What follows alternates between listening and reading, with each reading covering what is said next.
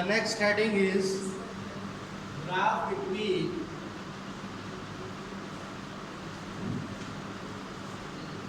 friction force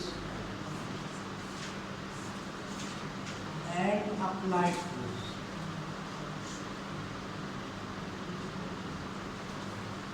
ठीक, ये graph से हम लोग समझ सकते हैं कैसे अप्लाइड फोर्स और फ्रिक्शन फोर्स के बीच में रिलेशन है। अप्लाइड फोर्स मान लेते हैं कैपिटल एफ और फ्रिक्शन फोर्स।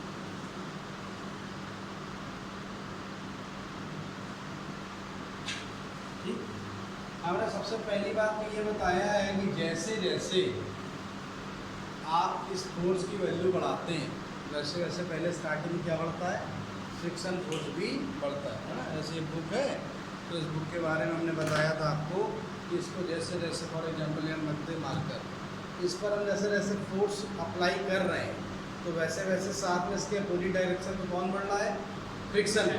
हम इसको फोर्स बढ़ाना चाहते हैं आगे, लेकिन जैसे जैसे स्टार्टिंग में हम फोर्स लगा रहे हैं वैसे वैसे फ्रिक्शन फोर्स भी बढ़ रहा है। That is why in starting it doesn't move, starting move नहीं करेगा, after few second it will move. तो देखो क्या है, तो ग्राफ अगर हम खींचेंगे तो किसी पॉइंट तक ये जो ग्राफ है वो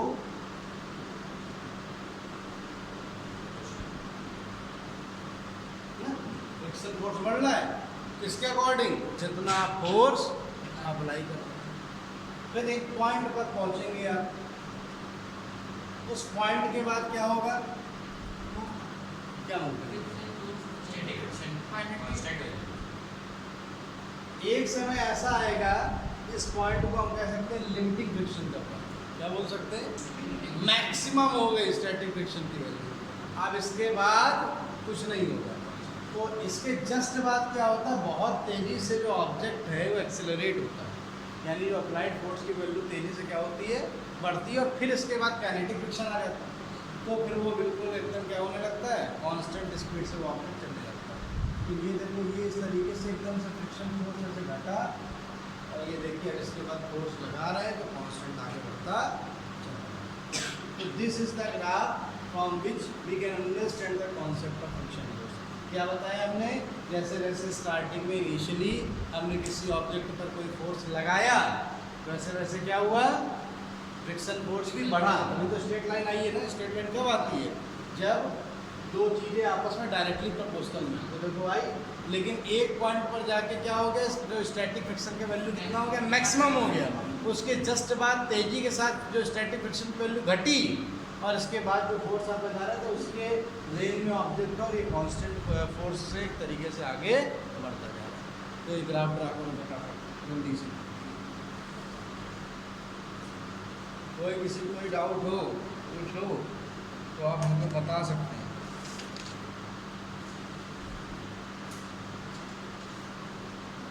इसके बाद बचा सिलेबस में angle of friction,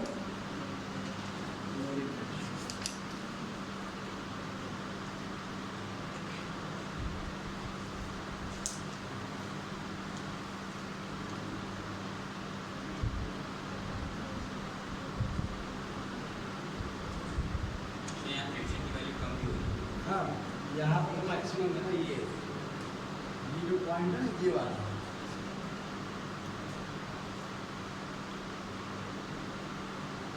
maximum FS का मतलब स्टैटिक। फिर इसके बाद डिक्रीज हुआ और फिर काइनेटिक फ्रिक्शन लगने लगा, कॉन्सेप्ट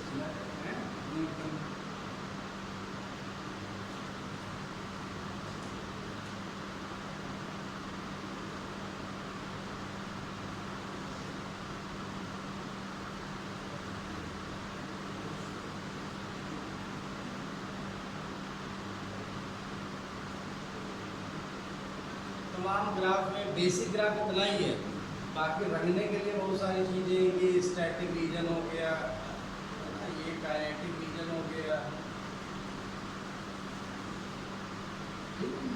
ये पूरे ग्राफ में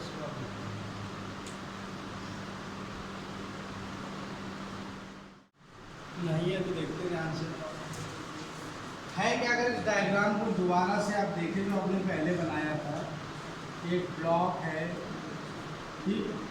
ब्लॉक पर वेट हमने कहा कैसे लग रहा है, mg नीचे की ओर लग रहा है, नॉर्मल रिएक्शन कहाँ लग रहा है, r ऊपर की ओर लग रहा है, ठीक है। आपको मालूम है कि जो फ्रिक्शन है वो ऐसे लगेगा, तो हमने कहा ये r और ये fs, इसको फोर्स लगा के आगे आपके स्टार है, तो ये r और fs के बीच का कोई रिजल्टेंट फोर्स बनेगा, मान लिया p। तो ये जो p एंगल बना रहा है r के साथ, इसको क्या बोलते हैं, angle of friction. Angle between the angle between normal reaction capital R, angle between normal reaction capital R and resultant of Fs, resultant Fs and P। Resultant कौन किसका, Fs और R का, सॉरी। तो resultant Fs and R,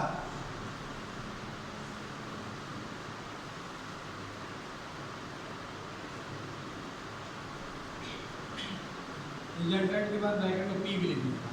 resultant P of Fs and R is known as angle of friction. अगर static है तो static angle of static friction, और kinetic है तो एंगल ऑफ काइनेटिक फ्रिक्शन हो गया, ठीक। ओके, दैट इज, अगर डायग्राम आप देखेंगे तो जो tan थीटा अगर निकाले तो आपको मालूम कितना आएगा, परपेंडिकुलर अपॉन हाइपोटेन्यूज। तो परपेंडिकुलर क्या है, Fs, और हाइपोटेन्यूज क्या हो जाएगा फिर, सॉरी, परपेंडिकुलर अपॉन बेस। तो परपेंडिकुलर हो गया Fs और बेस कितना हो गया R। अब ये समझ गए बेस क्यों हुआ, क्योंकि जो एंगल है वो इससे ही बन रहा है, ये बेस हो गया और ये वाला परपेंडिकुलर हो गया, तो Fs अपॉन R, ठीक। अगली हेडिंग लिख लो, नोट कर लो।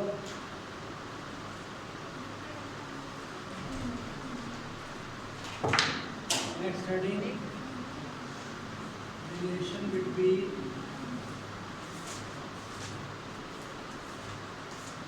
Mu s and r. म्यूएस तो मालूम है सबको क्या होता है, coefficient of static friction. Generally mu को केवल कोएफिशिएंट ऑफ फ्रिक्शन कहते हैं, यहाँ एस लगा है तो कोएफिशिएंट ऑफ स्टैटिक फ्रिक्शन, और के लगा होता है तो कोएफिशिएंट ऑफ काइनेटिक फ्रिक्शन। तो relation between mu s and R, okay. तो ठीक है, वी नो दैट, अभी आप पढ़ के हैं tan theta s equal to Fs upon, यही पढ़ा है ना, ठीक। और इसको हम चाहे तो कुछ और भी लिख सकते हैं, क्या लिख सकते हैं, ये म्यू एस आर भी तो लिख सकते हैं ना, Fs को तो पहले पढ़ा है भाई, since Fs is directly proportional to the R, hence Fs equal to mu s R. R से R कटो, कट गया, therefore tan theta x equal to कितना आ गया, ऑल्सो अगर tan थीटा k हो तो ये म्यू k होगा। नोट कर लीजिए इसको, तो जाओ खुद हो गया।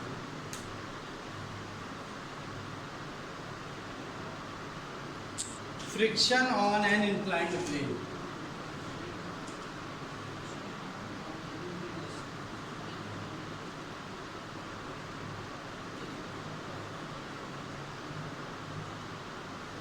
ठीक।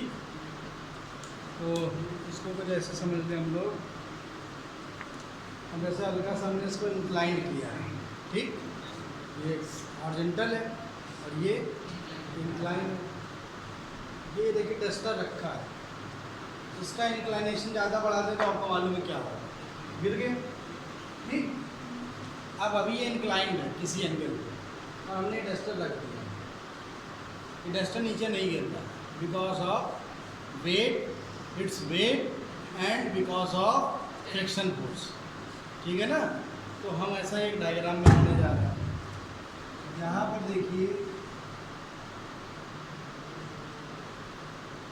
और इंक्लाइंड प्लेन है और कोई ब्लॉक रखा है यहाँ पर, ठीक, रेस्ट में। इस पर आपको फोर्स धक्का वक्का नहीं लगा रहा कुछ। आपको मालूम है कि ब्लॉक में ऑलवेज जो वेट लगेगा वो कहाँ लगेगा, नीचे, ठीक। और जो रिएक्शन लगेगा, नॉर्मल रिएक्शन, वो always perpendicular to the surface होता है। तो वेट भले ही ऐसे लगेगा लेकिन normal reaction perpendicular to the surface तो कितना हो गया,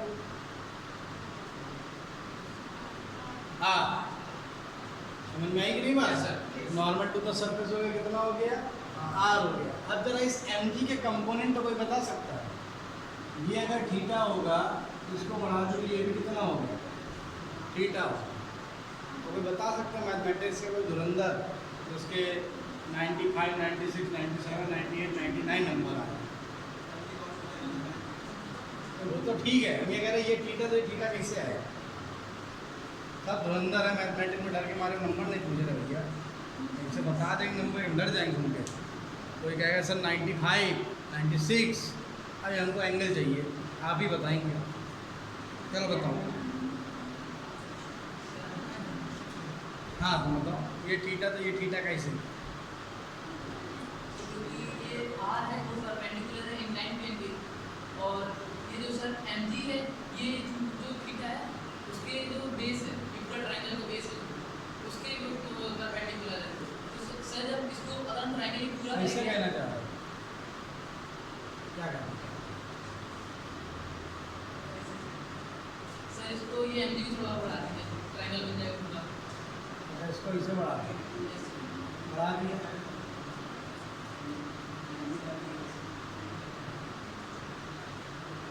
सर जब इसको ऐसे बढ़ा देंगे तो सर ये परपेंडिकुलर इसके है और ये इसके परपेंडिकुलर है, ठीक है,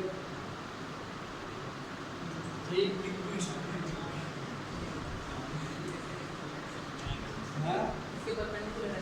तो हमने कहा इसको मिला दे, थीटा तो 90, ये 90 हाँ, ये कितना हुआ सर ये देखिए ये 90 है, हम बता रहे हैं सर ये 90 है, ये देखिए सर हम फिर याद आ गया, ये परपेंडिकुलर ये 90 है और सर ये भी परपेंडिकुलर ये भी 90 है, तो ये एंगल इसके इक्वल होगा क्योंकि सर ये एंगल ये एंगल ये एक स्ट्रेट एंगल के इक्वल होगा। ठीक है, नहीं अगर ऐसे ना निकाले ऐसे भी निकाल सकते हो, 90 कर दो, ये कितना हुआ 90 माइनस थीटा हुआ, और ये टोटल कितना है 90, ये कितना बचा, कितना बचा, बाकी लोग समझे बैठ जाओ, ज्योति तुम समझी कि नहीं समझी, मैथ में नंबर आप पूछ नहीं रहे डर के मारे, बहुत ज़्यादा है। देखो लॉजिक बड़ा सिंपल है, वो अपने तरीके से भी बता रहा था लेकिन वो जो बताया वो अपने समझने के लिए तो ठीक है, उसके बाकी कन्फ्यूजन हो जाएगा। हमने कहा इसको एक वर्टिकल लाइन ड्रॉ हमने जो हिंदी की करी है, इसको अगर आप बढ़ाते हुए नीचे ले आइए तो ये एंगल कितना दिख रहा है, ये थीटा ये 90, तो ये कितना हो गया, और ये पूरा एंगल कितना है, ये बचा कितना 90 माइनस 90 माइनस थीटा हो गया ना, तो कितना बचा, और समझ में आई नहीं, बाकी को ज्योतिक चेहरे में एकदम उदासी छाई है, ऐसा लग रहा है जबरदस्ती आ गया है एंगल है। देखो हमने क्या कहा, हमने कहा कि ये वाला जो है आर, ठीक, समझना ध्यान से, और यहाँ हमने एक वर्टिकल एम जी जा रहा है, ये थीटा है, इसको पूरा ऐसे बढ़ाए देते हैं, ठीक है ना, आप समझ में आ जाएगा। ये कितना है, ये कितना हुआ, ठीक, और ये कितना है, ये कितना है, कितना दिख रहा है 90, तो ये पूरा टोटल कितना आ रहा है 90 डिग्री। तो अगर इतना निकाले तो कितना बचेगा? 90 माइनस 90 माइनस कितना है? आ गया? अब दोबारा कोई पूछे तो नाक ना कटाना। इतना बढ़िया बढ़िया नंबर सब लोग 30 में लेके आ रहे हैं बोर्ड में, कोई थीटा नहीं बता पा रहे। चलो अब हम ये सब बता रहे हैं, हम अपने ओरिजिनल डायग्राम में आ रहे हैं। ये हम लोगों की बात मालूम है कि भैया वेट है mg, ठीक।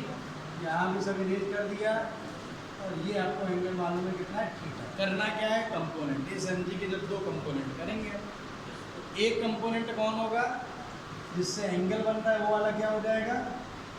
mg cos theta.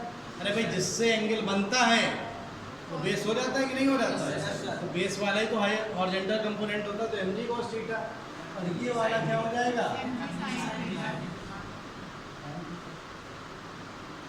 ठीक। अब अगर ये नीचे नहीं खिसक रहा है तो उसका सिर्फ एक कारण है क्योंकि फ्रिक्शन फोर्स इसके अपोजिट लग रहा होगा, क्योंकि वेट mg का वर्टिकल कंपोनेंट इस डायरेक्शन में लग रहा है लेकिन ये नहीं खिसक रहा है ब्लॉक। क्यों नहीं खिसक रहा है? क्योंकि इसके अपोजिट में क्या लग रहा है? फ्रिक्शन फोर्स लग रहा है, स्टैटिक फ्रिक्शन लग रहा है। कोई दिक्कत? किसी कोई डाउट? तो इक्वेशन बन जाएगी। देखो form figure mg sin theta minus F S equal to ये जो दो फोर्स है, अगर ये डायरेक्शन सीधी सीधी देखोगे तो एक फोर्स लग रहा है mg sin theta, opposite direction में लग रहा है fs, तो प्लस माइनस का fs वही माइनस fs हो जाएगा। mg sin theta minus fs और कोई फोर्स लग रहा है इस डायरेक्शन में? नहीं, तो इक्वल टू 0। ठीक, और कर लीजिए mg sin theta equal to कितना आ गया? fs। अब दूसरा देखिए, r को कौन बैलेंस कर रहा है? है ना, तो r minus mg cos theta equal to कितना आ गया? 0। तो mg cos theta equal to कितना आ गया? ये इक्वेशन नंबर कितना हो गया? तो अब इक्वेशन 1 को डिवाइड करिए 2 से, तो आपको मालूम है mg sin theta upon mg cos theta equal to fs upon r। Cut गया? तो tan theta equal to fs upon r आ गया कि नहीं आ गया? वो जो पहले प्रूव करा दूँ वो देखो यहाँ भी प्रूव कर लिया है लाइन प्लेन पे है। और इसको आप tan थीटा इक्वल टू न्यूएस भी लिख सकते हैं, हमसे पूछना नहीं कैसे, क्योंकि आपको मालूम है fs की वैल्यू न्यूएस r के बराबर होती है। ठीक, नोट कर लो फटाफट से। इसको थीटा को यहाँ पर एंगल ऑफ रिपोज भी कहते हैं। क्या कहेंगे? एंगल ऑफ रिपोज लिख लेना चाहे, where theta is angle of repose. तो ये था फ्रिक्शन ऑन एन इंक्लाइन। तो रोलिंग फ्रिक्शन कोई बता सकता है क्या होगा? What is the rolling friction? जो नाम से सुन के समझ में आ रहा है वो भी बता सकते हैं। What is the rolling friction? Tyres वगैरह से क्रिएट होता हो। गुड। तो जैसे एक तो फ्रिक्शन ये है,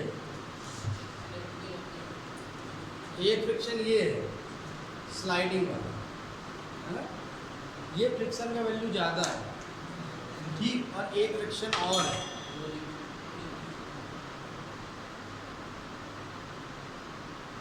ये कौन सा फ्रिक्शन है? रोलिंग।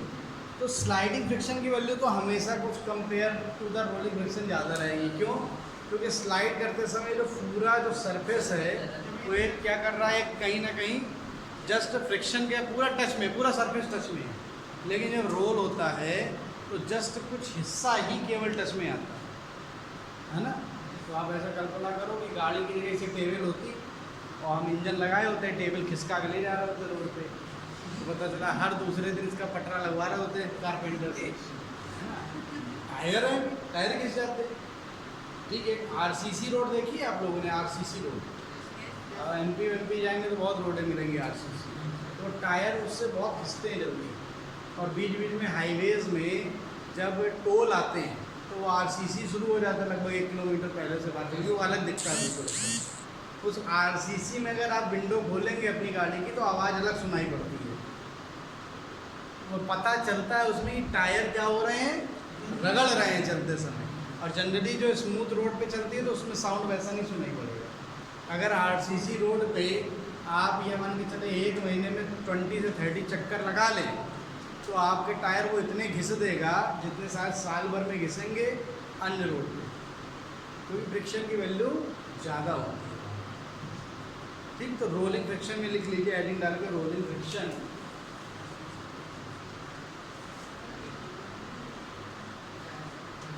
देखो friction force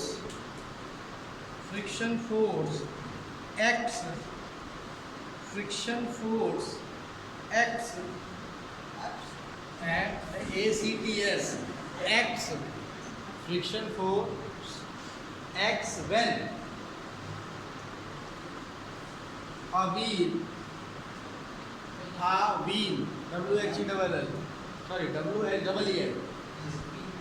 wheel comma a ball etc roll on a surface,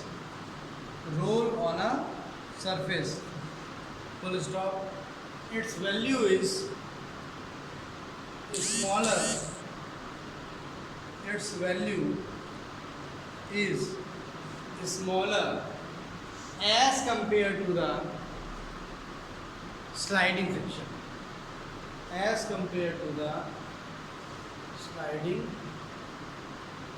friction,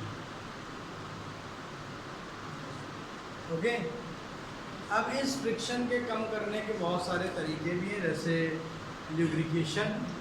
आप जो इंजन होते हैं गाड़ियों के तो उसमें इंजन ऑयल भी पड़ता है, ग्रीस वगैरह लगाया जाता है, जिससे कि लगातार वो चीज़ जब चल रही है तो उससे फ्रिक्शन की वैल्यू को गर्म किया जा सकती है। कि फ्रिक्शन में सबसे बड़ी प्रॉब्लम होती है हीट बहुत प्रोड्यूस करता है।